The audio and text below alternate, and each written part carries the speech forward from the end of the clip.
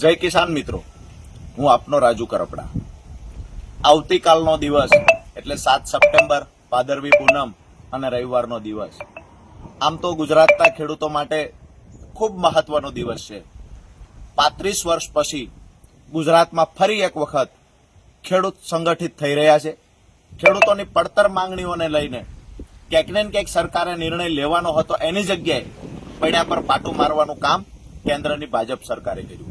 ક્યાંક ને ક્યાંક જે ખેડૂતોએ કપાસનો આ વખતે પૂરતો ભાવ મળવાની પૂરી શક્યતાઓ હતી, એ સમયે વિશ્વના દેશોમાંથી કપાસની ભારતમાં કોઈ નિકાસ કરશે અથવા ભારતના કોઈ વેપારી ઉદ્યોગપતિ બહારથી કપાસની આયાત કરશે તો એના પર તમામ પ્રકારના ટેક્સ નાબૂદ કરી ખેડૂતોને પૈડા પર પાટું મારવાનું કામ સરકારે કર્યું છે।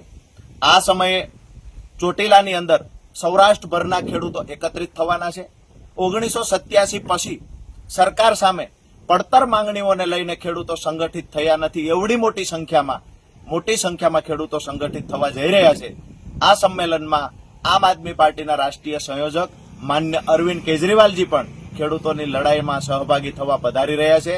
ગુજરાત પ્રદેશના નેતા ઈસુદાનભાઈ ગઢવી હોય, ગોપાલભાઈ ઇટાલિયા, હેમંતભાઈ ખવા, સાગરભાઈ રબારી, મનોજભાઈ સોરઠિયા, તમામ નેતાઓ ચોટીલા આવી રહ્યા છે। લડાઈ કોની છે? લડાઈ જગતના બાપની છે। પહેલી વખત 1987 પછી ખેડૂત મેદાનમાં ઉતર્યો છે।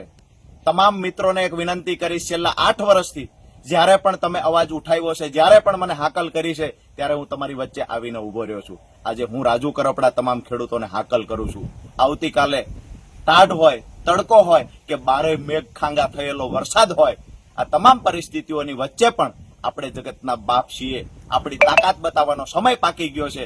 ત્યારે તમામને નમ્ર વિનંતી કરું છું, આવતીકાલે ચોટીલા પધારો। ભલે ગમે એટલો વરસાદ પડે, ભલે ગમે એટલી ગરમી પડે, આ બધાની વચ્ચે પણ ઐતિહાસિક ખેડૂત સંમેલનના તમે બધા સાક્ષી બનો। આપ સૌનો ફરી વખત આભાર માનતાની સાથે જય જવાન, જય કિસાન।